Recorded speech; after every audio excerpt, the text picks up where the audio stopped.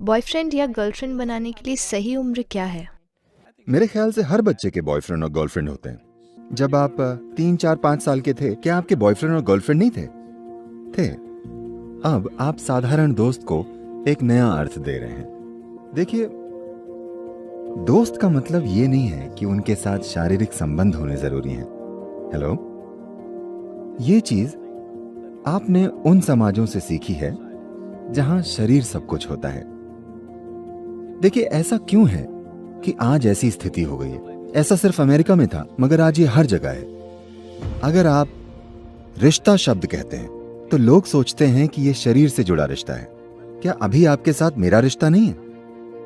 क्या अपने माता पिता, अपने दोस्तों, अपने शिक्षकों के साथ आपका रिश्ता नहीं है? आपका रिश्ता नहीं है? हेलो, हाँ, मगर आप कह नहीं सकते। अगर आप कहेंगे मेरा अपने टीचर से रिश्ता है, वे सोचेंगे ओह, तुम अपने टीचर के साथ कुछ हैंकी पैंकी कर रहे हो। आप ऐसे क्यों बन गए हैं? देखिए, समस्या सिर्फ ये है, आपके हार्मोन्स ने आपकी समझदारी चुरा ली है। अगर मैं कहूं आप मेरी दोस्त हो, तो मतलब क्या मुझे आपके शरीर से खेलना जरूरी है? क्या ये जरूरी है? हेलो, क्या हम दोस्त नहीं हो सकते? आप गर्ल हैं और मेरी फ्रेंड हैं, पर मैं ये कह नहीं सकता कि आप मेरी गर्लफ्रेंड हैं, क्योंकि उसे गलत समझा जाएगा। ऐसा इसलिए हुआ है क्योंकि हम शारीरिक आधार वाले संबंधों को बहुत अधिक महत्व दे रहे हैं।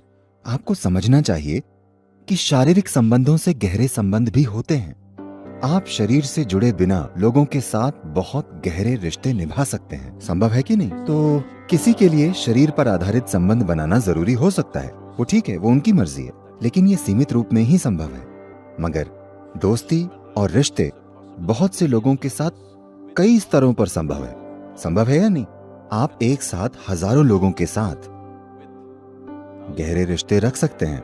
मेरे बहुत गहरे रिश्ते हैं। जिस तरह मैं अभी यहां बैठा हूं, मैं इसे आपके साथ एक गहरा रिश्ता मानता हूं। लेकिन अगर मैंने रिश्ता शब्द इस्तेमाल किया तो लोग सोचेंगे कि दो शरीर रगड़ खा रहे होंगे। देखिए, अगर दो शरीर रगड़ खा रहे हैं तो सिर्फ चमड़ी छूती है, ठीक है? चमड़ी आपकी सबसे बाहरी परत है। वो रिश्ता गहरा कैसे हुआ? मैं उसे गहरा नहीं मानता।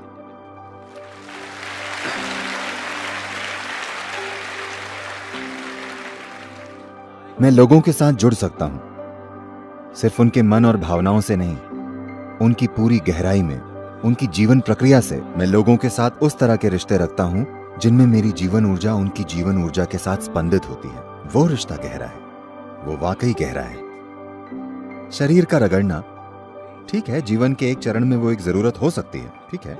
हम उसे सही या गलत बताने की कोशिश नहीं कर रहे हैं, ये आपकी पसंद है, मगर उसे दोस्ती का आधार मत बनाइए।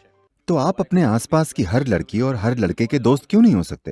हेलो, तो मुख्य रूप से आप पूछ रहे हैं कि मुझे किस उम्र में सेक्स की ओर झुकाव वाले रिश्ते बनाने चाहिए, क्या यही सवाल है? मगर मेरे ख्याल से ये आप अपनी और दुनिया की बड़ी सेवा करेंगे अगर आप इसे बॉयफ्रेंड गर्लफ्रेंड कहना छोड़कर कुछ और कहें। इसे अपना रोमांस या प्रेम संबंध या कुछ और कहें, क्योंकि ये बहुत महत्वपूर्ण है। दोस्त शब्द को शरीर से मुक्त होना चाहिए, वरना दोस्तियां नहीं होंगी। हर कोई इस तरह से होगा। अगर मैं कहूं तुम मेरी दोस्त हो, वो डर जाएगी बिना किसी बात, है ना? अगर मैं कहूं वो मेरी दोस्त है तो वो डरेगी, ये क्या चाहता है, ये मेरा दोस्त कैसे है? दोस्त शब्द को शरीर से मुक्त कर दीजिए, ये बहुत महत्वपूर्ण है। हर जगह दोस्तियां होने दीजिए। शरीर से जुड़े रिश्ते किसी एक व्यक्ति के साथ होते हैं, वो अलग चीज है, वो आपकी मर्जी है किस उम्र में। देखिए, जब आप पढ़ रहे होते हैं, अगर आप जीवन के इस चरण में इन साधनों को अपने हाथ में नहीं लेंगे, मेरी बात मानिए, आपका ही शरीर, आपका ही मन जीवन भर कई तरीकों से आपको ही धोखा देगा। आप उन पर सवार नहीं होंगे, वे आप पे सवार होंगे। ऐसा नहीं होना चाहिए। अपने जीवन के इस चरण में मुख्य रूप से ध्यान इस पर होना चाहिए कि अपने भीतर सबसे ऊंची जगह तक खुद को कैसे ले जाएं। जीने की जल्दबाजी में न रहें। जीना कुछ समय बाद होगा। अगर आप बहुत जल्दी जीते हैं तो आप बहुत अच्छे से नहीं जी पाएंगे। बहुत जल्दबाजी में जीने की कोशिश मत कीजिए। मैं कोई नैतिकतावादी नहीं हूं कि आपको ये बताऊं कि ये करो वो मत करो।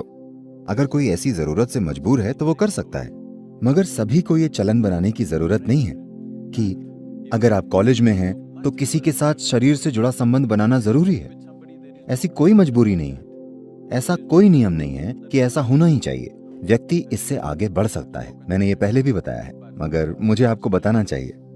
आम के किसानों के बीच एक रिवाज है, पूरे भारत में ये प्रसिद्ध है। अगर आप आम का पौधा लगाते हैं तो 12-14 महीनों में मौसम आने पर उसमें फूल आ जाएंगे। आम का किसान बड़ी मेहनत से हर फूल को पौधे से तोड़ता है, क्योंकि अगर आप उसे बढ़ने देंगे तो उसमें फल आ जाएंगे। इस नन्हे पौधे में 1-2 फल आएंगे। जिन पौधों में 3 से 4 साल तक फल नहीं आने दिए जाते, वे भरे पूरे पेड़ बनते हैं और उसमें ढेर सारे फल आते हैं। जिन पौधों में बहुत जल्दी फल आ जाते हैं, वे कभी भरे पूरे पेड़ नहीं बन पाते। तो एक आम के किसान में ये बुद्धि होती है, वो हर फूल को तोड़ता रहता है। इसी तरह इंसान को भी जीने की हड़बड़ी में नहीं होना चाहिए। महत्वपूर्ण ये है कि जीने की कोशिश करने से पहले आप इतनी ऊंची जगह पर हों कि जीवन आपके लिए अच्छे से चले। अगर आप जल्दी जीने लगते हैं तो ये जीवन आपके लिए एक मुश्किल काम हो सकता है और कल बहुत सी उथल पुथल होगी। देखिए, अगर आप पश्चिमी विश्वविद्यालयों में जाएं, इसी सप्ताह मैं रॉस बिजनेस स्कूल में था। मैं रॉस बिजनेस स्कूल फिर हार्वर्ड बिजनेस स्कूल में था। और अगर आप वहां देखें, मुझे नहीं पता कि प्रतिशत क्या है, मगर लोग मुझे बताते हैं, या अगर आप सिर्फ इधर उधर देखें तो आप देखेंगे कि वहां अधिकांश चेहरे भारतीय, चीनी, सिर्फ 40% के करीब कॉकेशियन नस्ल या अमेरिकी श्वेत होते हैं। हालांकि बहुसंख्यक जनसंख्या उनकी है। ऐसा इसलिए हो रहा है, इन भारतीय परिवारों और चीनी परिवारों के बच्चों के पास एक सपोर्ट सिस्टम होता है और उन्हें 25 साल या उसके आसपास तक अपने माँ बाप के साथ रहना होता है, जब तक वे यूनिवर्सिटी की पढ़ाई खत्म नहीं कर लेते। मगर आमतौर पर श्वेत परिवारों में 18 साल के होने तक लोग परिवार से निकल जाते हैं। वे सभी अपने पार्टनर्स के साथ रहते हैं। वे भावनात्मक चीजों से गुजरते हैं, उसके लिए उन्हें पैसे कमाने पड़ते हैं और हर रोज शाम उन्हें अपने पार्टनर्स का ध्यान रखना पड़ता है। लाइब्रेरी जाने का समय नहीं, पढ़ाई का समय नहीं। सभी टॉपर भारतीय, यहूदी और चीनी होते हैं। आप अमेरिका के सभी विश्वविद्यालयों में देख लीजिए। तो इसका क्या मतलब है? बहुत से अमेरिकी यूनिवर्सिटी की पढ़ाई तक पूरी नहीं करते, सिर्फ इसलिए क्योंकि उनके पास बॉयफ्रेंड और गर्लफ्रेंड है। और ये हमेशा सही नहीं चलता।